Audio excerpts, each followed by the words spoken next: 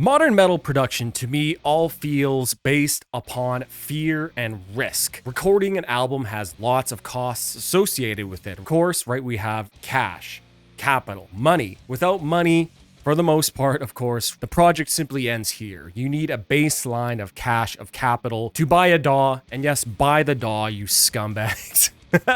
Instruments, recording time, mixing, mastering, etc., right? There's also what is called in business and economic studies, opportunity cost, which essentially means that the time, capital, and effort that you invest, that you must devote to recording an album, what else could you be doing with your time, right? You could just be simply working a job. That is opportunity cost. There's also social costs, reputation, clout, potential new markets for the music, etc., etc., etc. Art has always had these costs associated with it, and those whose will to produce art will always do so, regardless of the cost. This is where the starving artist meme comes from. But there are a ton of very, very talented and creative and driven people who will subconsciously do these calculations and maybe choose to do something else with their time or to record in a way that minimizes risk. The effective opportunity cost only gets greater and greater as the cost of living rises, and people must devote more of their time and energy and lives just to paying their bills. However,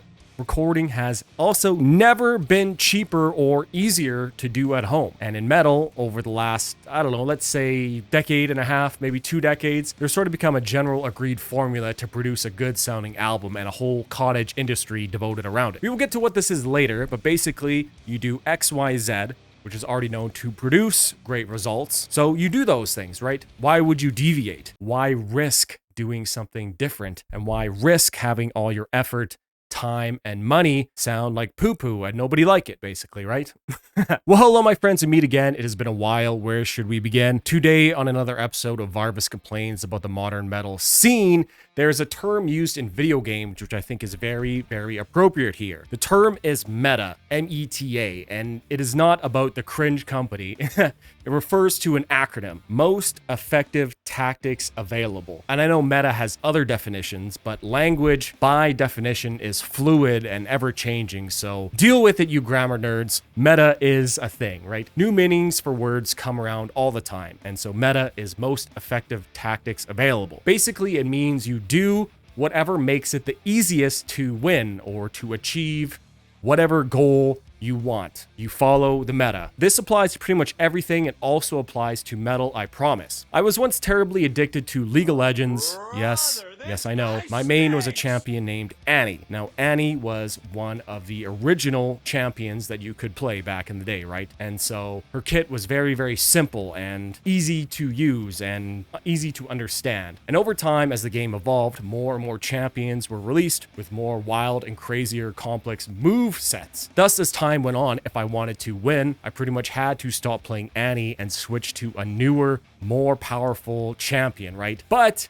in doing so, the game lost something for me, right? It lost a lot of this enjoyment. It lost a lot of that original fun. Simply put, it wasn't worth the risk to my time to invest playing a game if I wasn't going to win. Essentially, it took the soul out of the game. And this is what I believe is happening to metal and has been happening for a while now, right? For you see, the metal meta has switched, and it is most obvious in the production of these albums. Everything is too clean, it's too loud, it's too compressed, it's too perfect. And let me be clear here, right? Nobody wants to have a shitty sounding album. People want their music to sound good and to hear on the speakers what they hear in their head, right? So they follow the current meta. And the current meta is polished perfection. This is how you minimize the risk of having people not like your album. And again, this is completely a natural reaction to perceived risk. There is an inherent risk to recording and creating music. So anything you could do to lower this risk, and make sure your effort is rewarded, you will do. And this is more so aimed at a lot of the bigger bands and bigger labels out there, where ironically, as you get bigger, the risk gets even greater. Whereas somebody producing this in their bedroom in their spare time, maybe will take a little bit of creative risks, right? Take, for example, Eternal Champion's album, The Armor of Ire, perhaps my favorite produced sounding album of the last 10 years or so.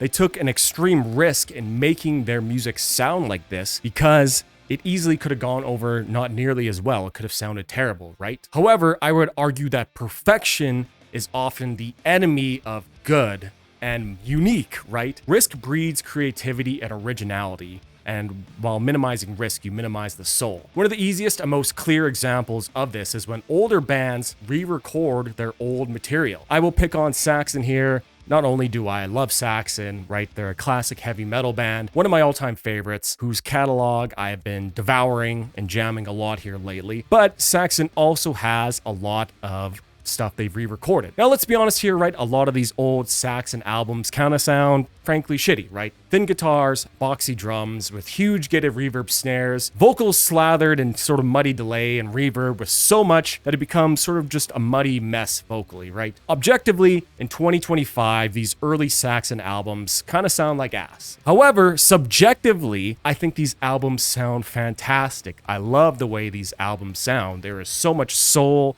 and character in these old recordings, right? Let's use the song Crusader as our example. Crusader, Crusader, please take me with you. The clean guitar intro is sort of quiet and thin, and the heavy distortion guitars are even thinner. The drums kind of just sound terrible beyond that huge gated reverb snare, which I frankly love. And the bass really buries a lot of the other instruments as it's very loud and present in the mix.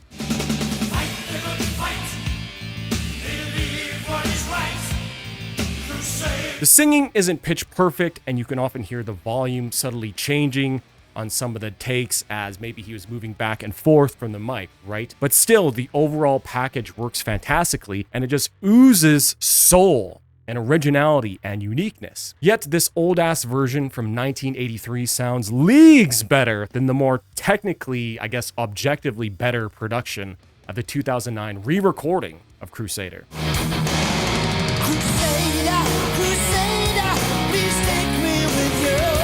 Now you can argue that, that of course a band re-recording a song 25 years later is going to lose something, right? Maybe some youthful vitality, but I still think that the individual performance here are great. It's just that the production is just so sterile and boring. It's too perfect.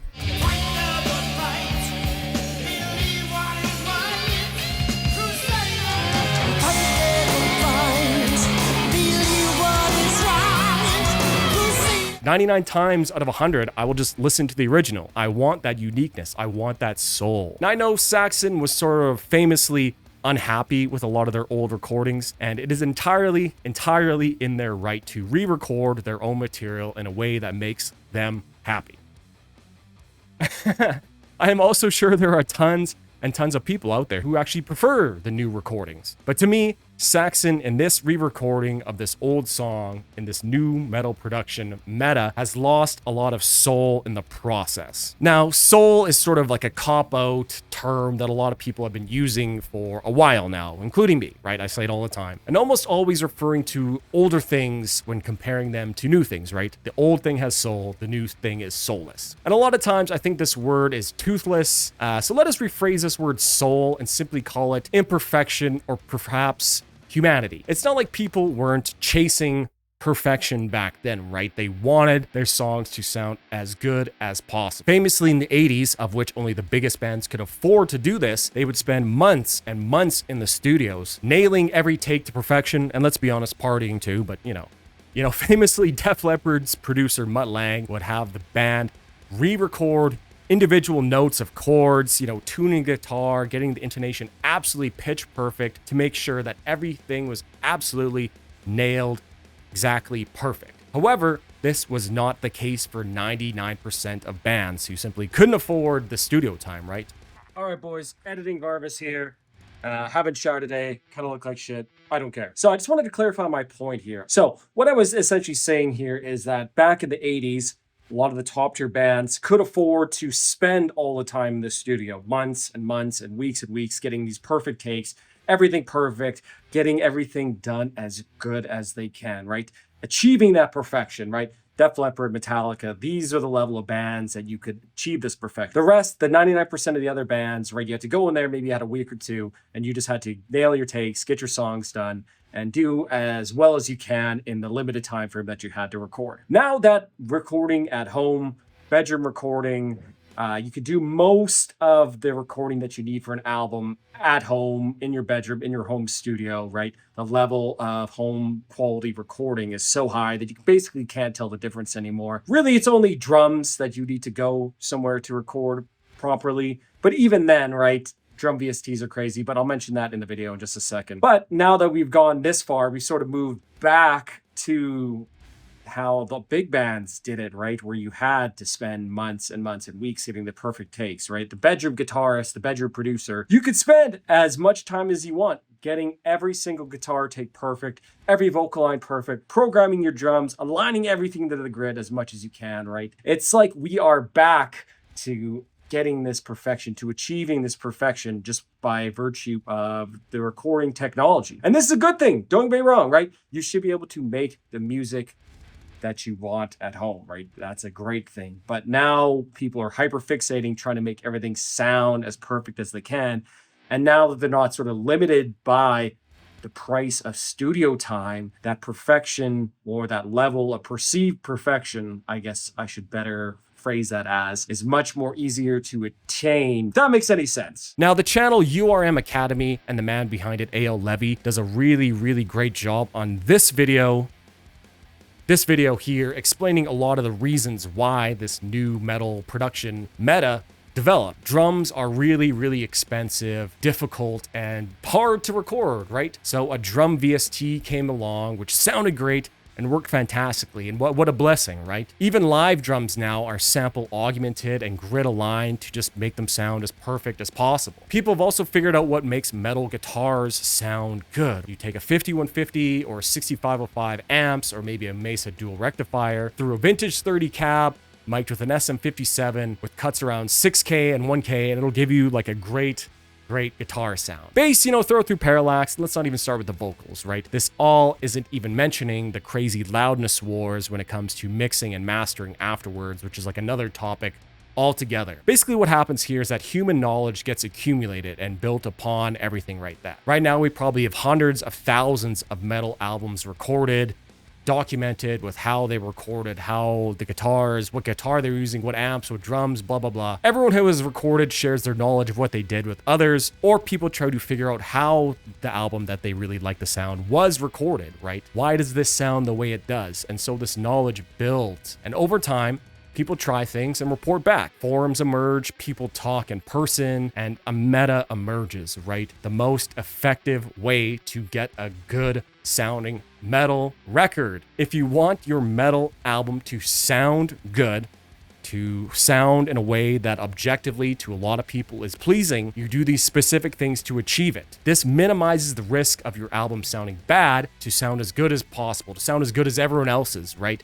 You do these specific things to achieve it, which sort of everyone knows. Drum kits, VSTs, blah, blah, blah. It takes out a ton of the risk when making an album. You may not stand out, but at least you won't stand out for sounding like shit, right? So it's all about minimizing risk. Metas are the end result of competition. Why do fast food restaurants all have the same soulless corporate slop design, right? Why do they all serve breakfast now and coffees? Why does everyone have a fried chicken sandwich now? Because in the fast food game, that is the most effective tactic available to make money and to minimize your risk. In a more relevant case, right, you can definitely see that various metas in YouTube itself over the years have emerged and disappeared. Metal has even gone through several production metas itself, right? Of course, we have the very glossy, shiny 80s production metal style, right? Combined with those huge gated reverb snares, which I love, right? But then, of course, in reaction to that, we had the 90s production meta of very darker and drier mixes, right? But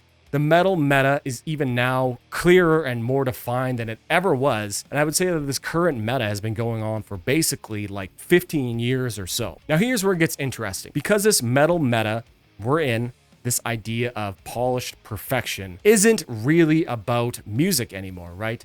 It's about fear and minimizing risk management. Fear of sounding worse than the band next to you. Fear of standing out in the wrong way.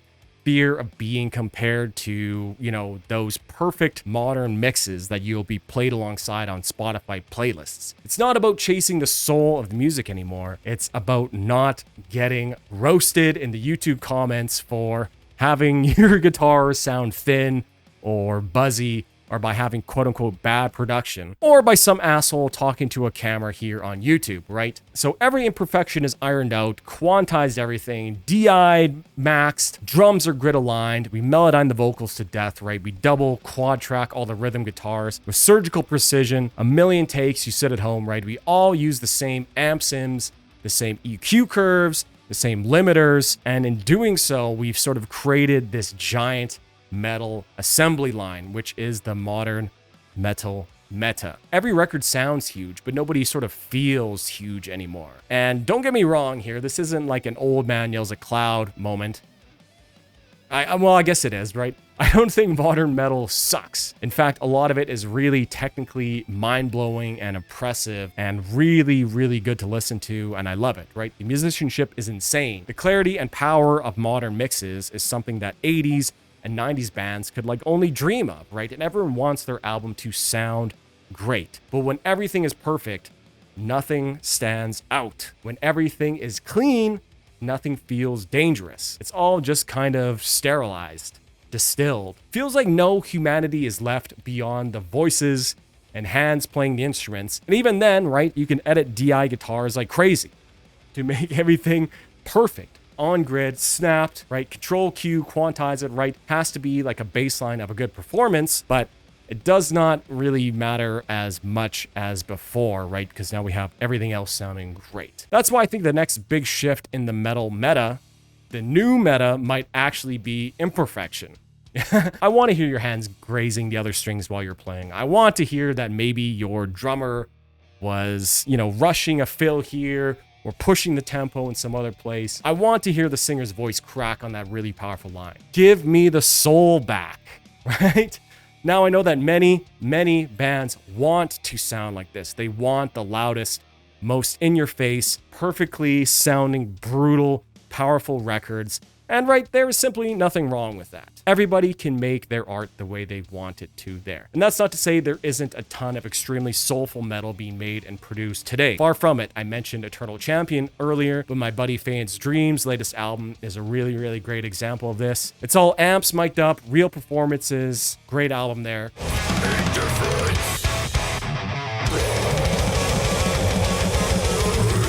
Castle Rat would be another great example of this, a band whose soul sort of bleeds into the music.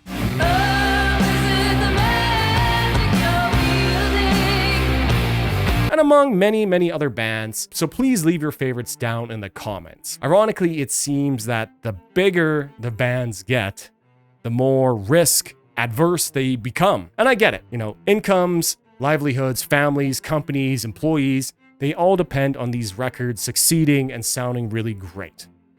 But I swear to God, man, if I ever have to listen to another 80s metal band's recent output and it sounds completely bland, brick-walled, sterile, and soulless, I'm looking at you, Metallica, Megadeth, you're right along there too. I mean, right, I just can't do it anymore.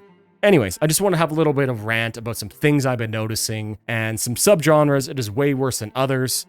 I've been streaming a lot recently and have listened to like a ton of different metal from all over the different genres, almost like 1,000 different songs now. And I've really noticed it, and it's really sort of been bothering me that the more current the release date, the more worse it sounds, which realistically should be the opposite way.